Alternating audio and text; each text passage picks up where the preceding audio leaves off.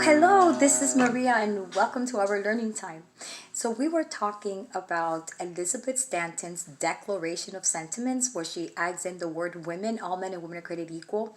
And there were some men that supported her, and one of those fine men was Frederick Douglass. Frederick Douglass was an African American abolitionist. That means that they were against slavery. And he even had his own newspaper at that time. And he published Elizabeth Stanton's Declaration of Sentiments in his newspaper called the North Star.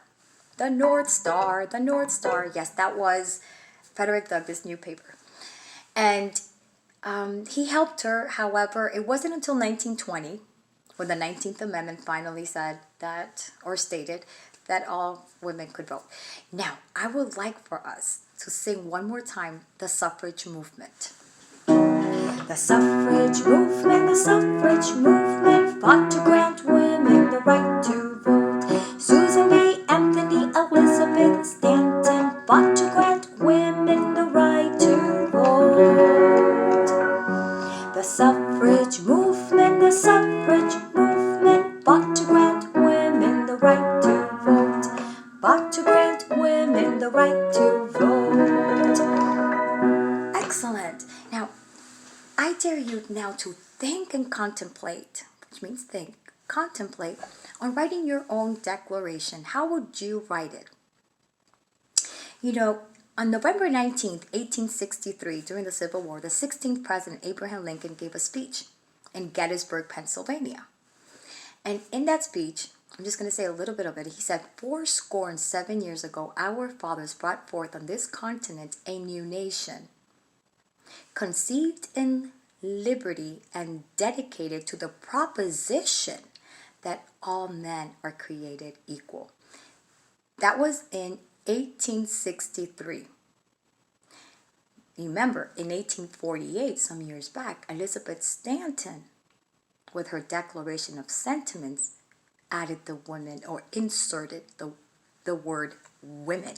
All men and women are created equal. But years later, Abraham Lincoln says, 7 years ago, our fathers brought forth on this continent a new nation, conceived in liberty and dedicated to the proposition that all men are created equal. He did not even mention women. Or Elizabeth Stanton, how would you write the Declaration of Independence? Because, you can combine it. You can always memorize that little part of the Gettysburg speech that says 7 years ago. By the way, score means 20 years. So 4 multiply 20 times 4. You have 80, right? 7 years ago. So 87 years ago. At that time, he was saying 87 years ago. 7 years ago, our fathers brought forth on this continent a new nation, conceived in liberty and dedicated to the proposition that all men are created equal. What else would you add to that? We could say, and we hold these truths to be self-evident, that all men and women are created equal, that they are endowed by their Creator with certain unalienable rights, that among these are life, liberty, and the pursuit of happiness. Now, if you think differently, that they are not created equal, you can also perhaps think it is self-evident that all men and women are not created equal, but are endowed by their Creator with certain unalienable rights, that among these are life, liberty, and the pursuit of happiness.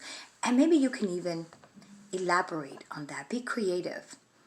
Let me give you an example. You could say, and if these people are citizens and native born of the United States of America, they have the duty to serve the country in ways that will help and protect the constitutional rights of the land and the people, to preserve the American dream and uphold the supreme law of the United States of America. What does the supreme law mean? What is the supreme law? The Constitution. The Constitution, the supreme law of the United States. The Constitution, the supreme law of the United States. The Constitution, the supreme law of the United States. The supreme law of the United States.